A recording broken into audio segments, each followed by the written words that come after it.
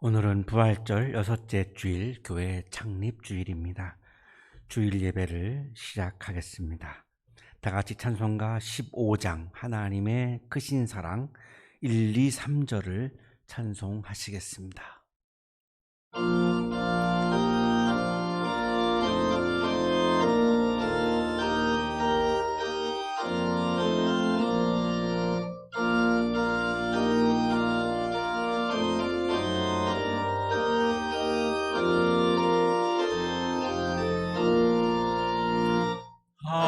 하나님의 크신 사랑 하늘에서 내리사 우리 맘에 항상 계셔 온전하게 하소서. 우리 주는 자비하사 사랑 무한하시니 두려워서 떠는 자를 구원하여 주소서. 걱정 근심 많은 자를 성령 감화하시며 복과 은혜 사랑받아 평안하게 하소서. 처음과 끝이 되신 주님 항상 인도하셔서 마귀 유혹받는 것을 속히 끊게 하소서.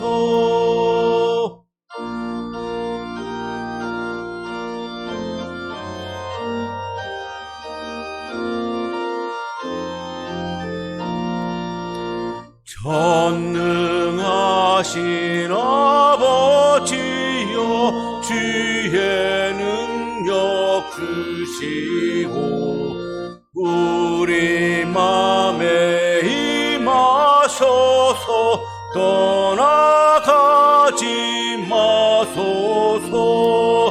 주께 영광 항상 돌려 천사처럼 섬기며 주의 사랑 영영토록 찬송하게 하소서.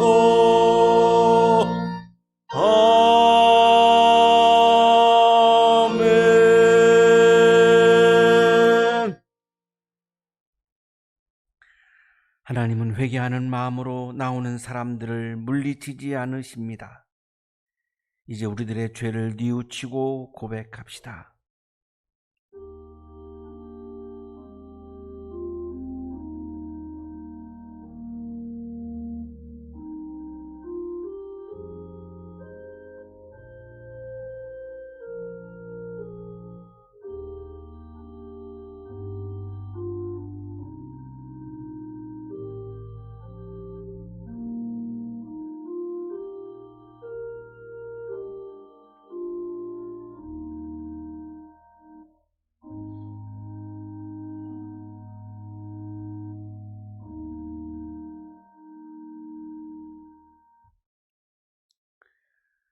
우리가 우리 죄를 자백하면 하나님은 신실하시고 의로우신 분이셔서 우리 죄를 용서하시고 모든 불의에서 우리를 깨끗하게 해 주실 것입니다.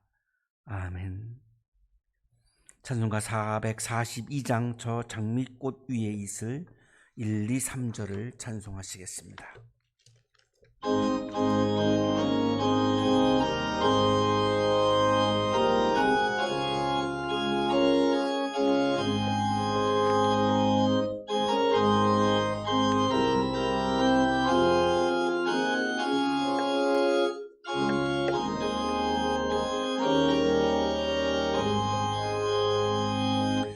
저 장미꽃 위에 있을 아직 맺혀 있는 그때에 그의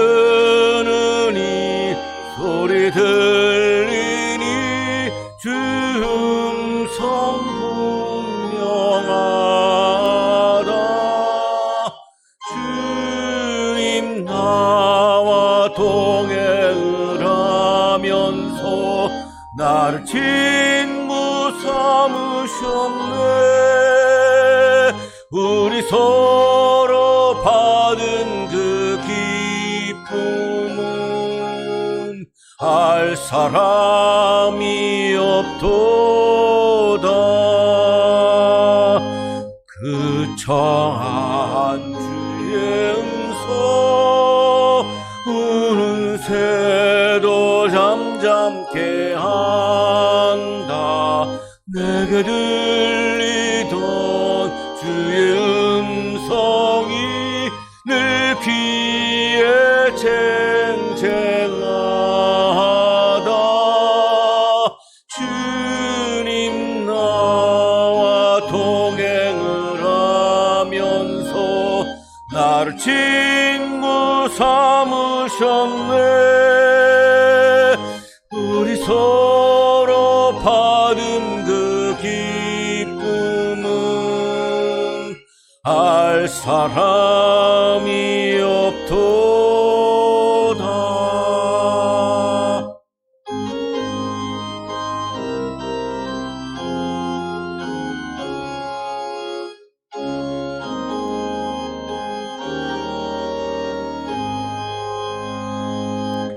밤 깊도록 동산 안에 주와 함께 있으려 하나. 괴로운 세상에 할 일 많아서 날 가라 명하신다.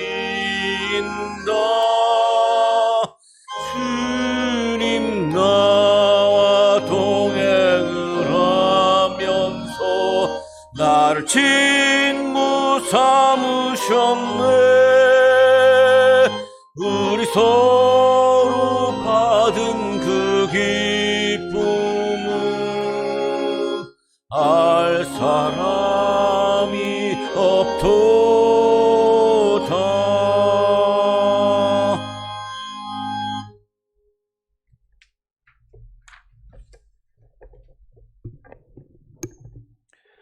다 함께 기도하시겠습니다. 만물의 주관자 되시며 우리의 구원자 되시는 하나님 아버지, 하나님께 감사와 찬양과 영광을 올려드립니다. 우리를 사랑하셔서 우리에게 생명을 허락해 주시고 하나님과 함께 살아갈 수 있도록 인도하여 주신 주님의 은혜에 감사를 드리고, 또 부족하고 연약한 우리들을 긍휼히 여겨주시사 우리의 힘과 도움이 되어주시고 주님 안에서 복되게 살아갈 수 있도록 인도하여 주신 주님의 은혜에 감사를 드립니다. 그럼에도 불구하고 하나님이 명령하신 하나님을 사랑하고 이웃을 나의 몸과 같이 사랑하라고 하신 말씀을 온전히 순종하고 못하고 있는 우리들을 불쌍히 여겨 주옵소서. 하나님께 받은 사랑이 우리 가운데 있고 예수 그리스도를 통하여 깨닫게 하신 사랑이 있음에도 우리의 무지함과 불순종으로 인하여 주님의 명령을 지키지 못하는 우리들을 용서하여 주옵소서.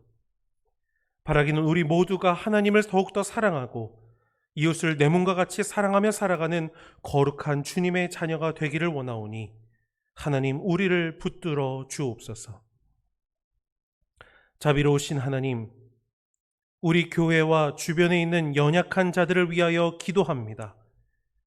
육신의 약함으로 인하여 힘겨워하고 있는 이들, 질병으로 인하여 고통받고 있는 자들, 마주하고 있는 상황으로 인하여 마음이 어려움 가운데 놓여져 있는 이들, 어떠한 이유로 인하여 낙심과 좌절 가운데 있는 이들, 미래의 불확실함으로 인하여 두려워하고 있는 이들이 있습니다. 하나님, 우리 모두에게 함께 하시사 하나님이 주시는 능력으로 회복하게 하시고 모든 어려움을 기쁨으로 변화시키는 하나님을 끝까지 신뢰하며 복된 하루하루를 살아가는 우리 모두가 되게 하옵소서. 코로나 바이러스로 인한 모든 상황을 주님의 손에 의탁합니다. 다시금 경계하고 조심해야 하는 이때 하나님이 주시는 마음을 품고 서로 비난하지 않고 사랑으로 감싸주며 다시 힘을 내어 이길 수 있는 우리가 되게 하옵소서. 바이러스로 인하여 육체적으로 고통받고 있는 환자들과 보호자들에게는 하나님의 놀라운 치유의 역사를, 바이러스와 싸우고 있는 모든 이들에게 하나님의 지혜와 능력을 부어주시고 끝까지 최선을 다하여 감당할 수 있도록 하나님께서 함께하여 주옵소서. 우리 한양대학교 가족들의 안위를 주님의 손에 의탁합니다. 어렵고 힘든 때를 보내고 있습니다. 이러한 때일수록 자신의 유익을 취하고 혹은 자신에게 해를 보고 한탄하는 것이 아니라 서로 돌아보아 사랑과 선행을 격려하고 함께 협력할 수 있도록 우리들의 마음을 붙잡아 주시옵소서. 상황으로 인한 어려움보다 이것을 주관하시고 주장하고 계시는 하나님을 바라보게 하시고 두렵고 떨리는 마음으로 끝까지 선을 이루어 나아가는 우리 모두가 되게 하옵소서. 우리는 우리와 함께 하시는 거룩하신 하나님의 자녀임을 잊지 않게 하옵소서. 내가 거룩하니 너희도 거룩하라는 하나님의 말씀을 기억하며 우리가 살아가는 모든 시간이 거룩의 삶을 살아가는 데 부족함이 없게 하시고 예수님처럼 참되게 살아가는 우리 모두가 되게 하옵소서. 성령님께서 우리 안에 살아계심을 믿고 도우심을 구합니다. 주님, 하나님의 뜻을 온전히 이루며 살아갈 수 있도록 성령님 우리를 도와주시옵소서. 우리의 모든 것을 주님의 손에 의탁합니다. 하나님께서 붙잡아 주시고 모든 것을 통치하여 주옵소서. 우리의 주인 되시는 거룩하신 우리 구주 예수 그리스도의 이름으로 간절히 기도드립니다. 아멘.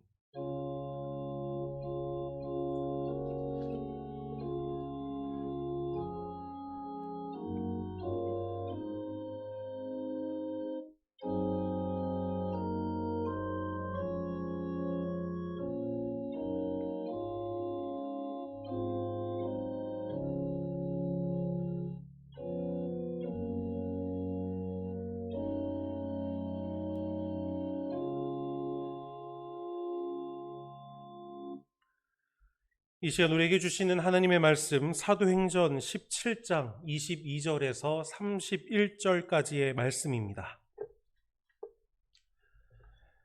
바울이 아레오바고 법정 가운데 서서 이렇게 말하였다. 아테네 시민 여러분, 내가 보기에 여러분은 모든 면에서 종교심이 많습니다. 내가 다니면서 여러분이 예배하는 대상을 늘 살펴보는 가운데 알지 못하는 신에게라고 새긴 제단도 보았습니다. 그러므로 나는 여러분이 알지 못하고 예배하는 그 대상을 여러분에게 알려드리겠습니다.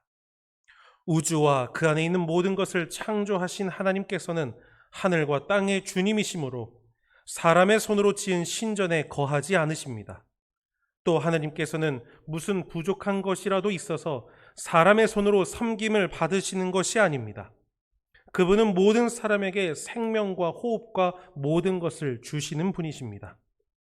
그분은 인류의 모든 족속을 한 혈통으로 만드셔서 온 땅 위에 살게 하셨으며 그들이 살 시기와 거주할 지역의 경계를 정해 놓으셨습니다. 이렇게 하신 것은 사람으로 하여금 하나님을 찾게 하시려는 것입니다. 사람이 하나님을 더듬어 찾기만 하면 만날 수 있을 것입니다. 사실 하나님은 우리 각 사람에게서 멀리 떨어져 계시지 않습니다. 여러분의 시인 가운데 어떤 이들도 우리도 하나님의 자녀이다 하고 말한 바와 같이 우리는 하나님 안에서 살고 움직이고 존재하고 있습니다. 그러므로 하나님의 자녀인 우리는 신을 사람의 기술과 고안으로 금이나 은이나 돌에다가 새겨서 만든 것과 같다고 생각해서는 안 됩니다.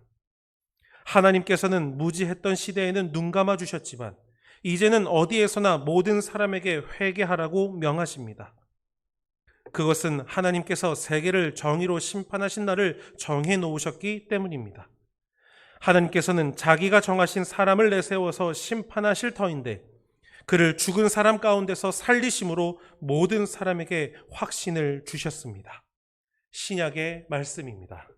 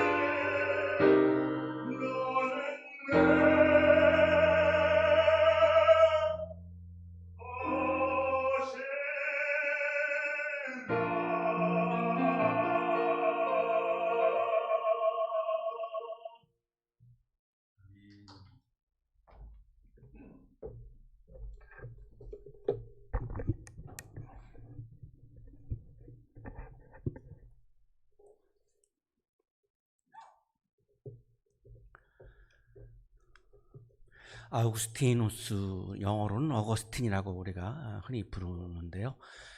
이분은 기독교 신학과 서양 철학사에 아주 지대한 영향을 미친 분입니다. 아우구스티주의라고 하는 용어가 있을 정도니까요.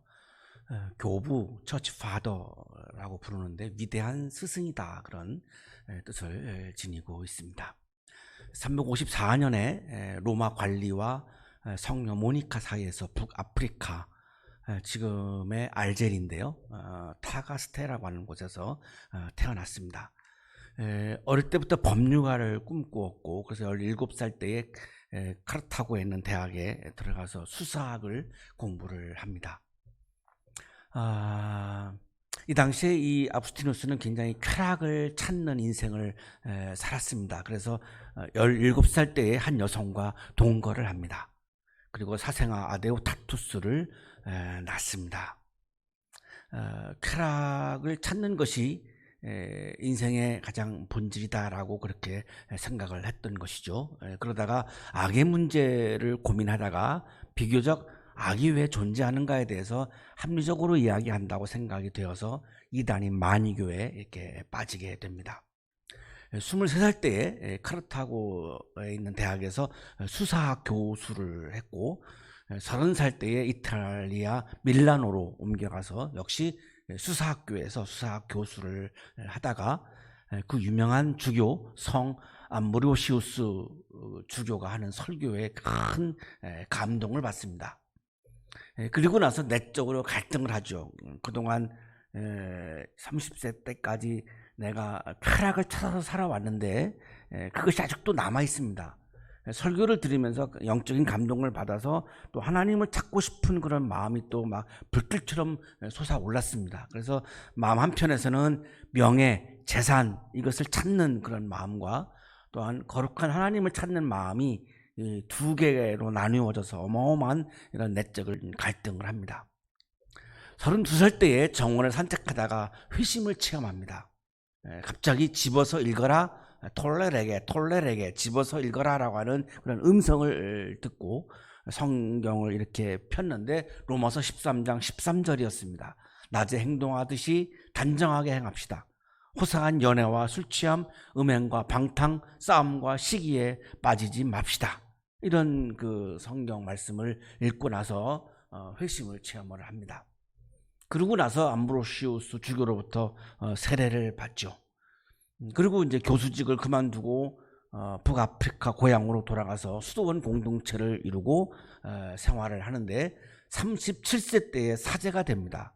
그때 이제 안수를 받고 41살 때에 주교, 비숍이라고 그러는 건데요, 감독, 주교가 되죠.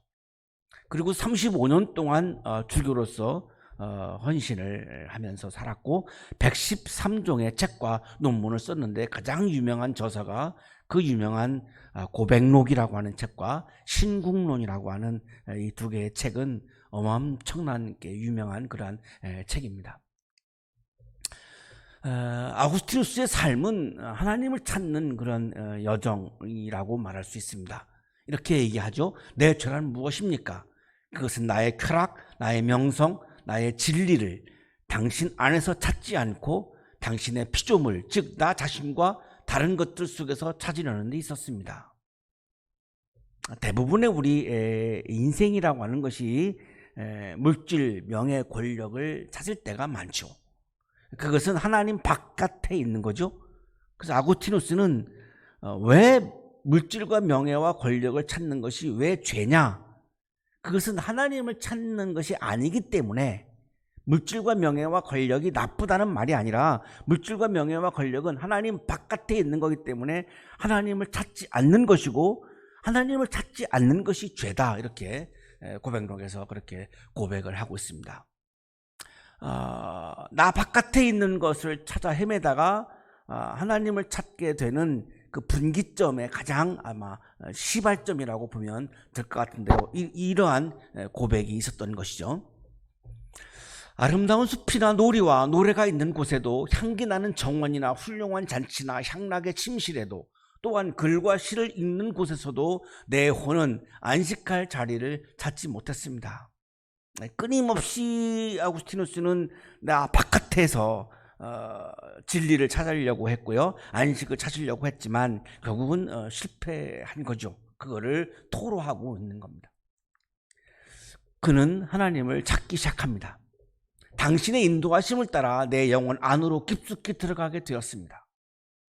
그동안은 나 바깥에서 진리와 안식을 찾으려고 했는데 하나님의 인도하심을 따라서 처음으로 내 안으로 들어가 보기 시작한 겁니다. 내가 내 영혼 안으로 들어가자 미약한 내 영혼의 눈으로나마 거기서 내 영혼의 눈 위에 그리고 내 정신 위에 있는 변하지 않는 빛을 보았습니다. 내 안을 찾아서 들어가면서 드디어 내 안에 현존하시는 하나님을 만나기 시작을 하게 됩니다. 그동안은 내 바깥에서 진리와 안식을 찾으려고 했던 이 어리석음을 이때 깨닫게 됩니다.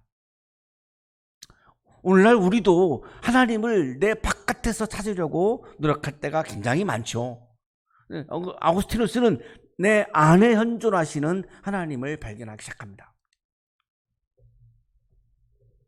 당신은 내 안에 계셨건만 나는 나 밖에서 나와서 당신을 찾고 있었습니다. 그리하여 나 자신은 당신이 만드신 피조물들의 아름다움 속으로 굴러 빠져 들어가 흉하게 되어 버렸습니다. 하나님이 만드신 피조물들이 내 바깥에 있는 것들이죠. 거기서 하나님을 찾으려고 했다는 거예요. 근데 그거는 하나님의 피조물이지 하나님이 아니었던 거죠. 하나님은 내 바깥에 있는 것들을 다 지으신 분이시지 그 피조물이 아니었던 거죠. 그 하나님은 내 안에 계셨는데 그거를 모르고 피조물들만을 바라보았기 때문에 아구스티누스는 하나님을 못 만났던 겁니다. 그 고백을 하고 있는 거죠. 당신이 나와 함께 계셨건만 나는 당신과 함께 있지 않았습니다. 하나님은 언제나 내 안에 와 계시는데 내 안에서 나와 늘 함께 계시는데 나는 계속해서 피조물들만 찾는 나 바깥에 있는 것들만을 찾는 그러면서 나는 하나님과 함께 있지 않았습니다. 그 피조물들의 외형적인 아름다움이 나를 당신에게서 멀리 떠나게 했습니다. 하나님이 지으신 피조물들 중에 참 아름다운 것들 거기에는 여러 가지가 있겠죠. 교회 건물도 여기에 포함될 것 같은데요. 이런 것들이 오히려 하나님을 만나지 못하게 했습니다. 라고 고백을 하고 있는 거죠. 오늘의 성서 일과는 하나님께서 나에게 원하시는 것은 내가 하나님을 찾는 것이다. 라고 하는 것을 굉장히 강조하고 있는 그런 말씀입니다. 바울은 1차 선교 여행을 끝나고 나서 그 다음에 2차 선교 여행을 하죠. 지금 지도에서 보시는 것이 2차 선교 여행에 이렇게 그 여정을 이렇게 표시해 놓은 건데요. 안디옥에서 이제 출발을 해가지고 이렇게 유럽으로 이제 갑니다. 사도행전 16장, 18장에 이 바울의 2차 선교 여행이 기록되어 있는데요. 안디옥에서 드로아로 이 드로아는 오늘날의 트로이죠. 트로이 목마로 유명한 트로이입니다. 드로아에서 빌립보로 마케도니아 지역의 아주 굉장히 큰 도시이고요. 루디아로 유명한 유럽에서 최초로 교회가 세워진 그런 곳입니다. 빌립보에서 데살로니가는 마케도니아 나라의 그 당시에 수도였던 그런 굉장히 큰 도시입니다. 데살로니가에서 베레아에서 아덴으로, 이 아덴이 바로 우리가 알고 있는 아테네입니다. 그리스 철학의 아주 발생지고요. 세계 문명을 주도했던 그런 곳이죠. 플라톤, 아리스토텔레스, 소크라테스, 어마어마한 이런 철학자들이 여기에서 학문을 했던 곳이니까요. 그리고 아덴에서 고린도에서 다시 안디옥으로, 요것이 이제 바울의 2차 선교 여행인데 오늘의 성서 일과는 여기 바로 아덴에서 일어난 그런 일들입니다. 아테네에 가서 이제 바울이 회당과 광장에서, 회당이 있는 곳이 있고 회당이 없는 도시가 있습니다. 회당이 있으면 이제 유대인이니까 자연스럽게 이제 회당에 가면은 유대인들을 만날 수 있으니까요. 이 선교 여행을 하면서 회당이 있는 도시에서는 회당에 가서 했고요. 회당이 없으면은 이제 광장에서 이렇게 복음을 전했는데요. 예수에 대한 말씀, 특히 부활에 대한 말씀이 이제 복음의 핵심이었습니다. 근데 아테네 사람들은 굉장히 철학적으로 뛰어난 사람들이죠. 밥 먹고 나오면 저녁에 나와서 광장에서 토론을 하는, 지금도 제가 아테네 갔을 때 그거를 정말 목격을 했는데, 밥 먹고 나오면 그냥 저녁 때 광장에 나와서 그렇게 치열한 토론을 하는 그런 철학적인 사람들이죠. 그런데 이 사람들이 바울의 설교를 들어보니까 이 예수에 관한 이야기, 부활에 관한 이야기는 처음 듣는 이야기입니다. 아주 생소한 이야기죠. 이 학문을 하는 사람들은 처음 접하는 것에 대해서 굉장히 호기심이 많습니다. 그래서 이걸 굉장히 호기심이 많이 생겨가지고 바울을 아레오바고로 데리고 간 겁니다. 이 아레오바고는 당시 법정, 대법원에 해당하는 곳인데, 뭔가를 신문하려고 갔던 것이 아니고 지적인 호기심이 나와가지고 예수에 관한 이야기, 부활에 대한 이야기를 더 자세하게 듣고 싶어서 아레오바고로 데리고 간 거죠. 지금 보시는 사진이 아레오바고 오늘날의 그런 모습인데요. 사도행전 17장 18절입니다. 그리고 몇몇 에피쿠로스 철학자와 스토아 철학자도 바울과 논쟁하였는데, 그 가운데서 몇몇 사람은 이 말쟁이가 도대체 무슨 소리를 하려는 것인가 하고 말하는가 하면, 또 몇몇 사람은 그는 외국 신들을 선전하는 사람인 것 같다 하고 말하기도 하였다. 그것은 바울이 예수를 전하고 부활을 전하기 때문이었다. 이 예수에 관한 이야기, 부활에 대한 이야기를 들으면서 엄청난 그런 지적인 호기심이 발동을 한 겁니다. 그래서 아레오바고로 이제 데리고 간 거죠. 그래서 이 아레오바고 법정에서 드디어 바울이 이제 설교를 시작하는 겁니다. 바울이 아레오바고 법정 가운데 서서 이렇게 말하였다. 정말 꿈 같은 이야기죠. 예. 이 그리스에 가서, 아테네에 가서 정말 그 최고의 법정 지구인 대법원에 해당하는 이 아레오바고에서 어마어마한 철학자들을 앞에 놓고 아테네 시민들을 놓고 지금 바울이 설교를 하고 있는 거니까요. 정말 꿈에도 그리던 그런 모습이죠. 바울도 선교를 하면서 얼마나 이 모습을 그렸겠습니까? 이 아레오바고는 헬라어 성서에는 아레이오스 파고스 이렇게 되어 있습니다. 아레이오스 파고스, 전쟁의 신이, 그리스 신화에서 전쟁의 신이 아레스인데요. 파고스는 언덕입니다. 그러니까 아레스 신의 언덕이다, 이런 뜻을 지니고 있는데, 아레스 신에게는 아주 알키페라고 하는 그런 예쁜 딸이 있었는데, 이 알키페가 바다의 신 포세이돈의 아들 할리로티오스로부터 성폭력을 당합니다. 그러니까 화가 나니까 이 아레스 신이 할리로티오스, 포세이돈의 아들을 살해를 해버립니다. 복수를 한 거죠. 그러니까 포세이돈이 아레스 신을 신들의 법정에다가 고발을 합니다. 그래서 올림푸스 12신들이 이제 이 언덕에 모여서 역사상 처음으로 재판이라고 하는 것을 합니다. 그게 바로 아레이오스 파고스입니다. 이거를 우리가 우리말 성서에서는 지금 아레오바고 이렇게 부르고 있는 거죠. 가장 아테네에서 역사가 깊고 가장 엄청난 최고의 권위를 가지고 있는 회의체입니다. 그러니까 대법원이죠. 지금 그리스에서는 대법원을 아레이오스 파고스라고 이렇게 지금도 그렇게 부르는데요. 소크라테스가 여기서 사형 선고를 받은 그런 곳입니다. 그러니까 최고의 결정을 하는 곳이죠.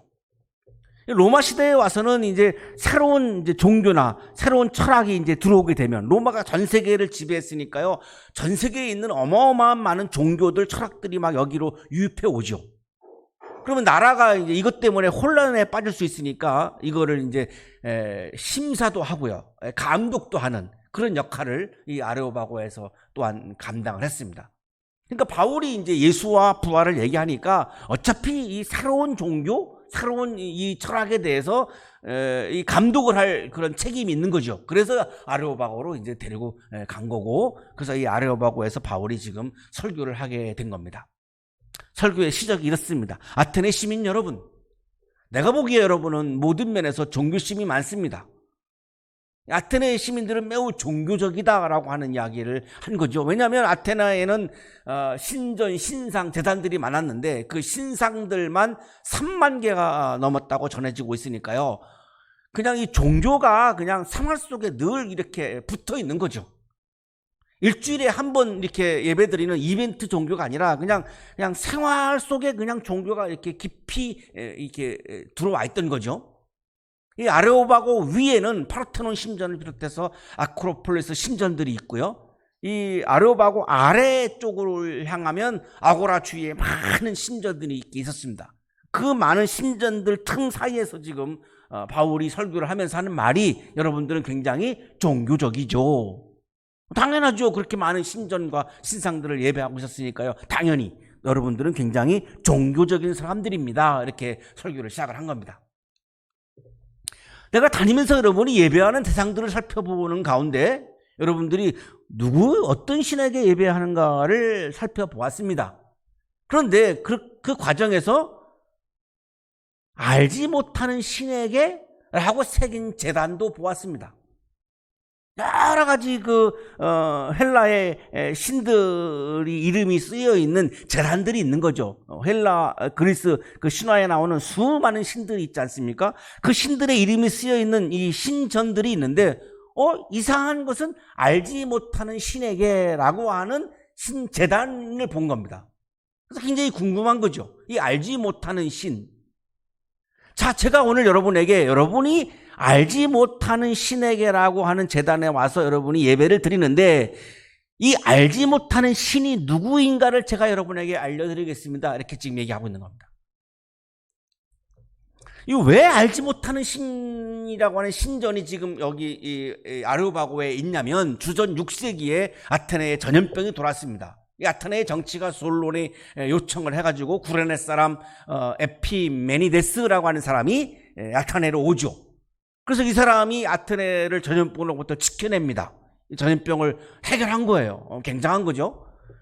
이 에피메니데스는 아테네에 세워진 신상들에게 감사하는 제사를 드립니다. 전염병을 해결하고 나서 이제 감사의 이렇게 예배를 드린 거죠. 이 신들에게, 헬라 신들에게. 자, 그런데 그러다가 보니까 이 사람이 내가 모르는 신도 있지 않은가? 그러면 내가 모르는 신에게 예배를 드리지 아니하면 내가 모르는 신들 때문에 또 재앙이 올 수도 있겠다. 이런 생각을 한 거죠.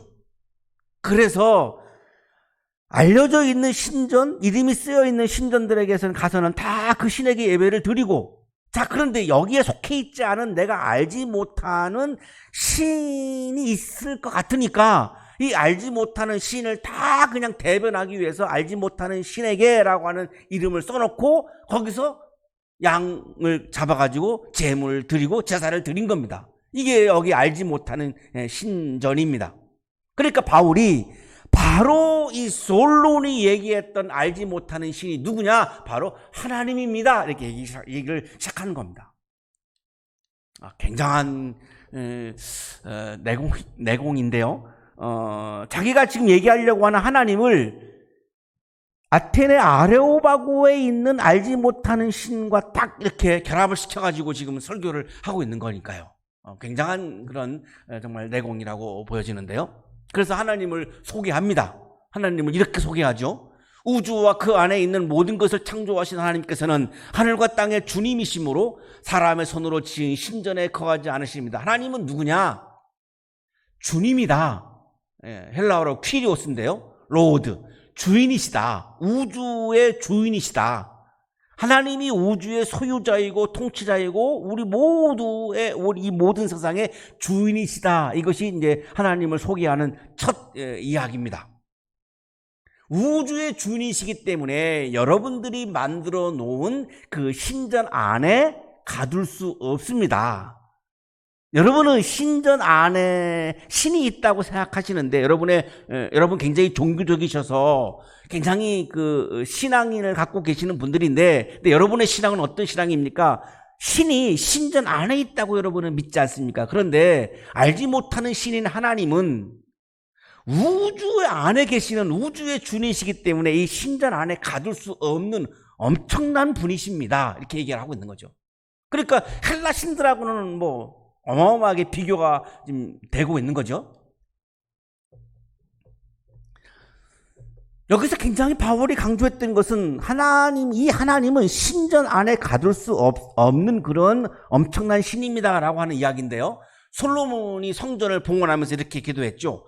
그러나 하나님께서 땅 위에 계시기를 우리가 어찌 바라겠습니까? 저 하늘 위에 하늘이라도 주님을 모시기에 부족할 터인데 제가 지은 이 성전이야 더 말하여 무엇하겠습니까? 하나님을 이 성전 안에 가둘 수 없습니다라고 고백했던 것이 솔로몬의 성전 봉헌 기도에 나옵니다. 하나님을 이 신전 안에 가둘 수 없는 것처럼 하나님은 성전 안에도 가둘 수 없는 거죠. 스데반도 하나님을 성전 안에 가둘 수 없다고 얘기했죠. 그런데 지극히 높으신 분께서는 사람의 손으로 지은 건물 안에 거하지 않으십니다. 하나님은 이 교회 건물 안에 가둘 수 없다는 겁니다. 성전이라고 하는 이 건물 안에 가둘 수 없다는 겁니다. 우주 안에 계시는 분이기 때문에 만유의 하나님이기 때문에 이 건물 안에 가둘 수 없다는 겁니다. 근데 헬라인들은 신전 안에 신이 있다고 하는 믿음을 갖고 있으니까 하나님을 이게 깨닫기가 너무나 어렵습니다. 신이란 신전 안에 있는 것인데 이렇게 믿고 있는 사람들에게 이 무한하신 만유에 계시는 우주 안에 계시는 하나님을 소개하려니까 이 개념이 너무나 혼란스러울 것 같으니까 지금 바울이 이거를 굉장히 강조하고 있는 거죠.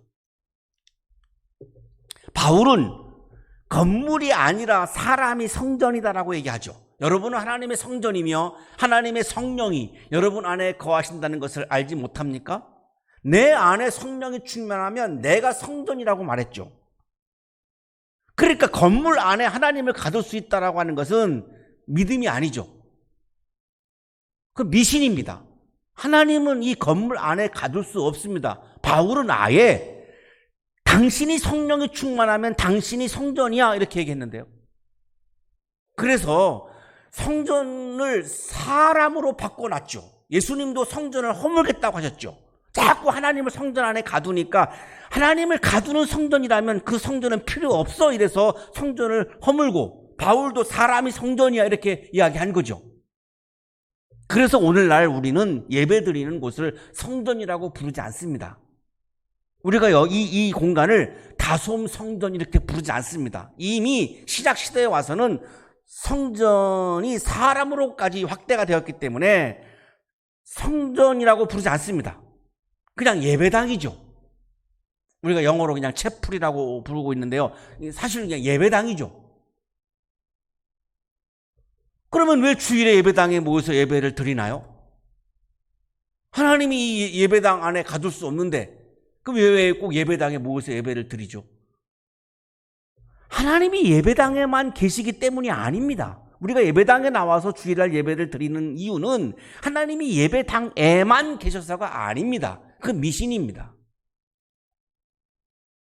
그거는 무한하신 하나님을, 우주에 주이신 하나님을 굉장히 축소하는 거죠. 하나님이 어떻게 예배당 안에만 계시겠습니까? 그래서 지금 여러분들이 가정에서 드리고 있죠. 그 가정에도 하나님이 계시거든요. 그런데 주일날 우리가 예배당에 나오는 이유는 말씀과 성만찬과 교제를 통해서 성령을 채우는 영적인 충전을 위해서 예배당에 나오는 겁니다. 내가 성령이 충만해야 내가 성전이 되기 때문에, 바울의 말씀처럼 내가 성령을 채워야 내가 성전이 될 수 있고, 그래야 내가 영적인 삶을 살 수 있고 하나님의 나라에서 살 수 있기 때문에 영적인 충전을 위해서 예배당에 나오는 거지, 예배당에만 하나님이 계셔서 예배당에 나오는 것이 아닌 거죠. 그건 하나님을 축소시키는 거죠.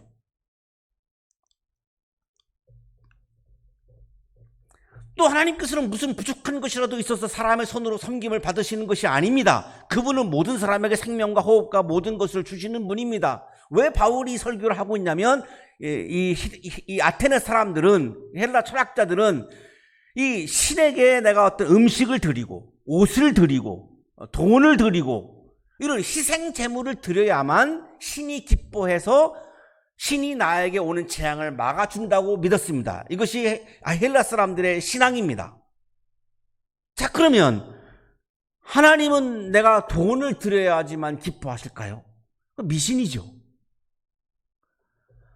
하나님께서는 무슨 부족한 것이라도 있어서 이렇게 말씀하죠, 바울이? 하나님은 부족한 것이 없다라고 하는 겁니다. 하나님은 우주의 주인이기 때문에, 퀴리오스, 앞에서 설교했죠. 하나님은 우주의 주인이시기 때문에 우주가 다 하나님의 소유인데 하나님이 뭐가 부족한 것이 있겠습니까? 부족한 것이 없습니다.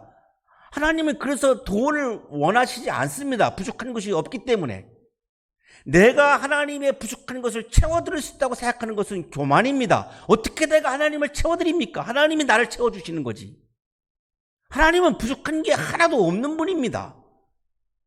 내가 하나님을 채워드려서 내가 하나님을 조종할 수 있다고 하는 믿음을 가진 분들도 한국교회에 많죠. 그거는 교만입니다. 어떻게 내가 하나님을 채워드립니까? 하나님이 나를 채워주시는 거지. 그러면 우리가 헌금을 왜 드리냐라고 질문을 하실 수 있겠죠. 하나님의 부족함을 채워드리기 위해서 헌금하는 게 아닙니다. 헌금을 드리는 이유는 우주의 주인이신 주님, 그 주님이 모든 물질의 소유자임을 인정하는 표현입니다. 이 물질은, 내가 지금 소유하고 있는 이 물질은, 내가 위탁받은 이 물질은 하나님이 소유자이십니다 라고 하는 것을 인정하는 표현입니다. 그게 헌금입니다. 헌금을 드리지 아니하면 이건 내 거라고 하는 생각을 자꾸 하게 되기 때문에 하나님을 주인으로 모실 수가 없습니다. 그렇게 되면 그거를 인정하는 표현이죠. 그리고 하나님이 나의 주인이시니까 나를 살펴주시죠. 보살펴주시죠. 그걸 우리가 은총, 은혜라고 그러는데요. 그 하나님의 은총과 은혜에 대해서 내가 감사하는 마음과 기쁜 마음을 표현하는 겁니다. 감사의 제물입니다. 기쁨의 제물입니다.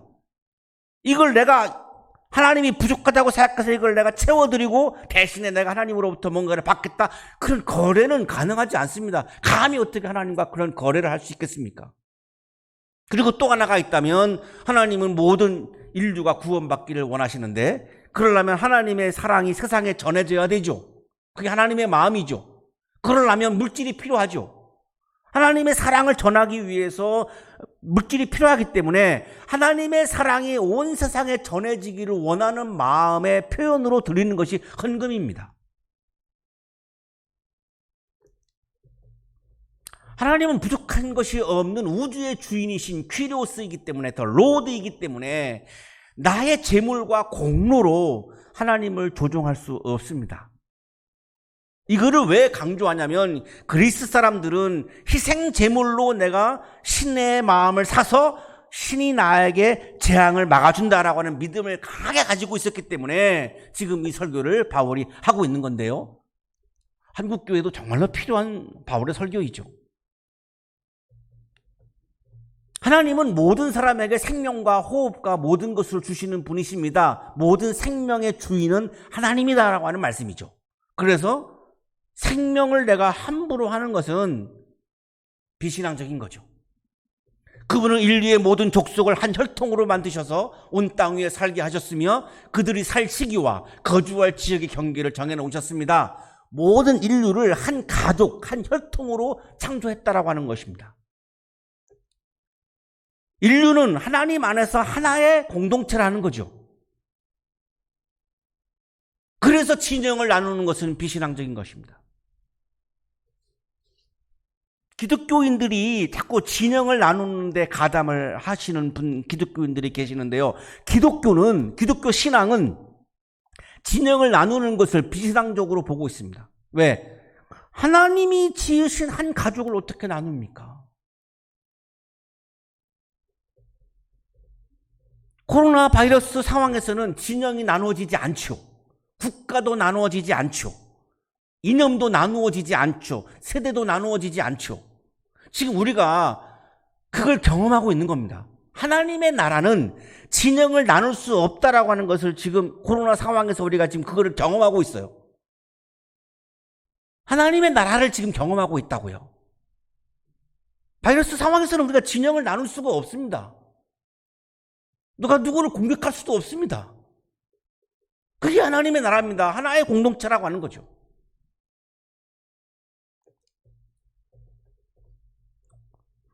사람이 살아가는 시기를 정하셨다? 모든 생명의 소관은 하나님의 소관이기 때문에 내가 다른 사람을 죽인다? 다른 사람을 해친다? 내가 다른 사람의 생명을 내가 내 마음대로 한다? 이게 바로 다 비신앙적인 거죠.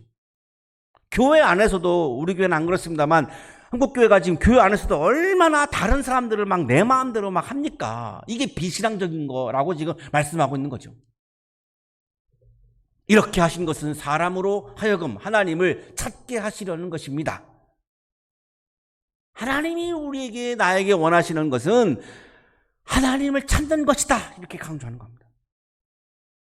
바울이 지금 아테네 시민들에게, 하나님이 여러분에게, 알지 못하는 신인 하나님이 여러분에게 원하시는 것은 여러분이 하나님을 찾는 것입니다, 이렇게 지금 설교하는 거죠. 왜요? 내 주인이니까, 내 생명의 주인이니까. 하나님을 나의 주인으로 인정하고 내가 하나님을 찾는 것, 이것이 바로 신앙이다라고 지금 설교하고 있는 거죠.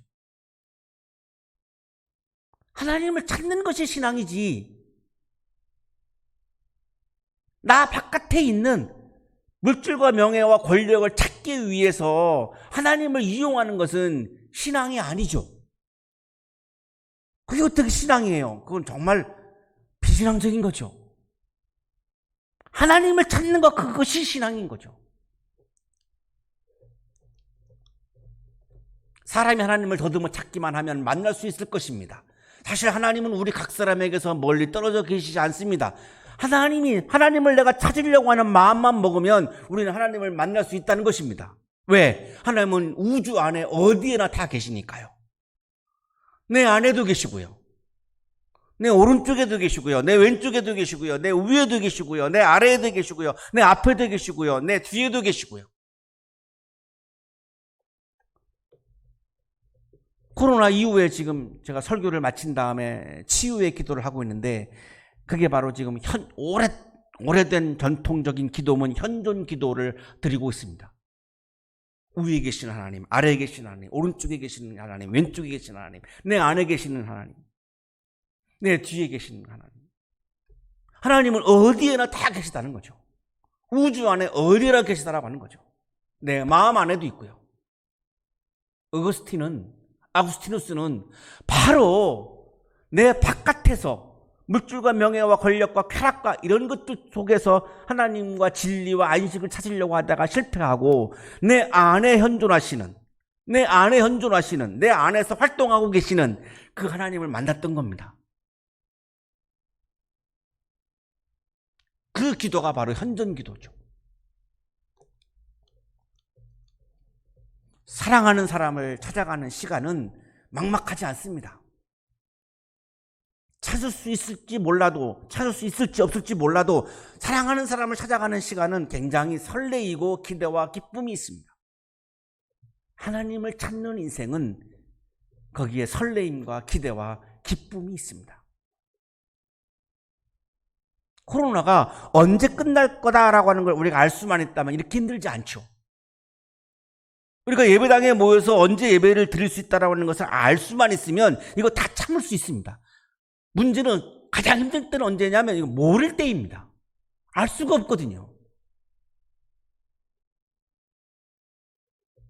그러나 하나님을 찾는 인생은, 우주 어디에나 계시는 하나님을 찾는 인생은, 내가 언제나 하나님을 만날 수 있기 때문에 하나님을 찾는 인생은 설렘과 기대와 기쁨이 있습니다. 하나님을 찾는 설레임, 하나님을 찾는 기대감, 하나님을 찾는 이 기쁨으로 이 바이러스의 고통을 이겨내는 여러분이 되시기를 주님의 이름으로 축복합니다. 기도드리겠습니다.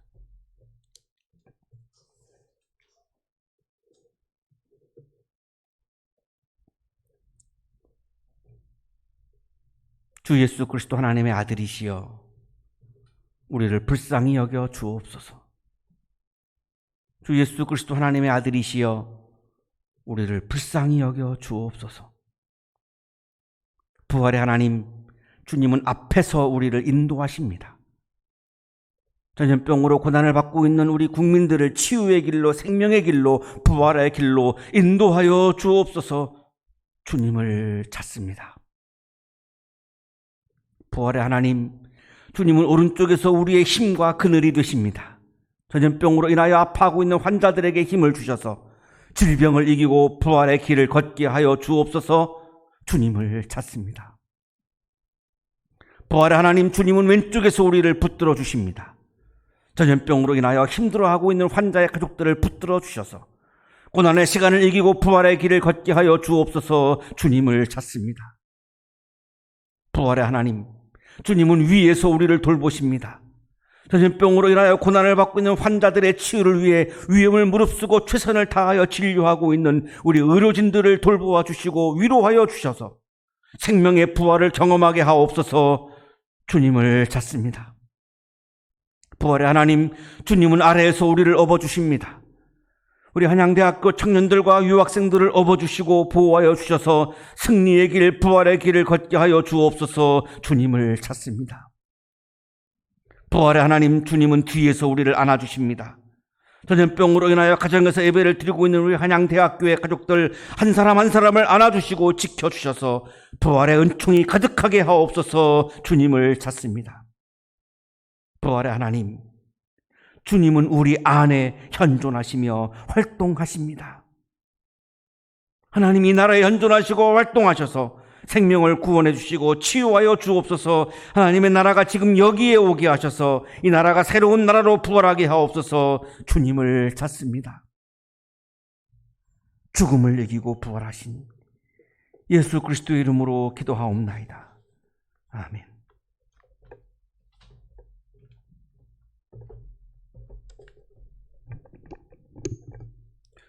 우리 예배를 드리시는 우리 성도님들과 가정 가운데에 하나님의 사랑과 은혜와 평강이 함께하기를 축복합니다. 우리 교회 소식 알려드리겠습니다. 이번 주일은 부활절 6째 주일, 그리고 우리 교회의 창립주일로 지켜 예배를 드립니다. 우리 다음 주일은 부활절 7째 주일로 지켜 예배를 드리겠습니다. 성서일과는 요한복음 17장 1절에서 11절까지의 말씀 제목은 영생을 주게 하려는 것입니다. 우리 주중에 성서일과 말씀을 묵상하시기를 바랍니다. 우리 교회는 계속해서 시간을 정해두고 우리 합심해서 기도하고 있습니다. 우리 교회의 환우들을 위해서, 몸과 마음과 영혼이 지치신 분들을 위해서 우리 기도를 하고 있는데요. 혹여라도 조금 시간을 정해두시기 힘드신 분들이면 꼭 그래도 하루에 한 번씩은 꼭 우리 교회 교인들을 위해서, 우리 나라를 위해서, 우리 한양학원과 이 재단을 위해서 함께 기도해 주시기를 바랍니다. 우리 전교인이 합심해서 계속 기도해 주실 때에 이 세태를 위해서 계속 기도해 주시기를 바랍니다. 이 안전한 이 나라 이 땅 되기 위해서, 우리 현재 고통받고 있는 환자들과 우리 가족들 위해서, 그리고 계속해서 수고하고 있는 우리 의료진들, 그리고 우리 한양 동산에서 열심히 공부하고 있는 우리 학생들, 유학생들, 우리 교회 가족들, 한양학원의 모든 가족들 위해서 계속 중보해 주시기를 바랍니다. 우리 가정에서 예배를 계속 드리고 있습니다. 우리 금요일에 교회 홈페이지와 유튜브에 예배 영상을 올려드리고 있고, 우리 주일 아침마다 9시에 휴대폰에 문자 보내드리고 있습니다. 잘 계속해서 예배 드려 주시기를 다시 한번 부탁드립니다. 영상 예배가 장기화됨에 따라서 지금 계좌 이체로 헌금을 드리고 있습니다. 계속 잘 드려주시고, 헌금을 드리신 후에 각 헌금의 항목, 11조, 감사 헌금, 목적 헌금, 이런 헌금의 항목들을 우리 정기수 재무부장님께 보내주시기를 바랍니다. 교회 소식 여기까지입니다. 하나님께 예물을 드리겠습니다.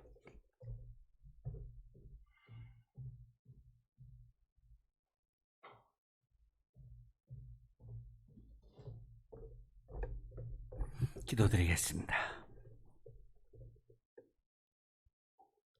거룩하신 하나님, 11년 전에 이곳에 한양대학 교회를 세워주셔서 감사합니다. 우리가 여기에 모여 성령을 채우는 영적인 충전을 하게 하여 주시고 성전이 되게 하셔서 하나님을 찾게 하시고 세상에 나아가 영적인 삶을 살며 하나님의 나라를 확장하게 해주시니 감사합니다. 감사의 마음을 이 시간 예물에 담아 주님께 드리오니 주님 기뻐 받아주시고 예물을 드리는 모든 손길 위에 주님의 은혜를 부어 주시옵소서. 예수 그리스도의 이름으로 기도하옵나이다. 아멘.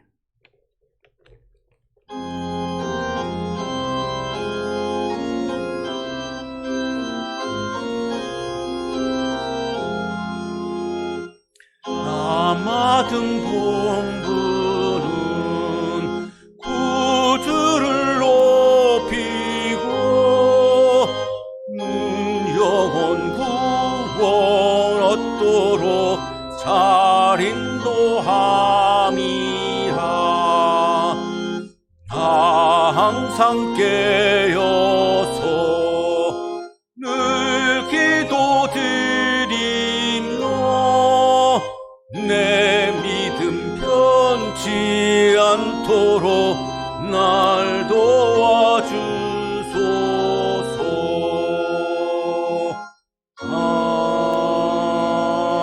아멘.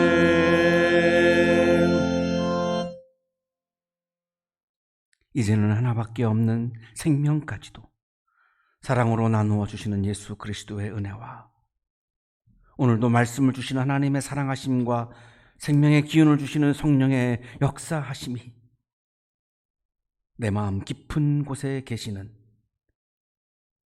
하나님을 매 순간 찾는 삶을 살아갈 것을 다짐하며 세상을 향하여 힘차게 나아가는 우리 모든 한양 가족들의 삶 속에 지금부터 영원토록 함께 하시기를 간절히 축원하옵나이다.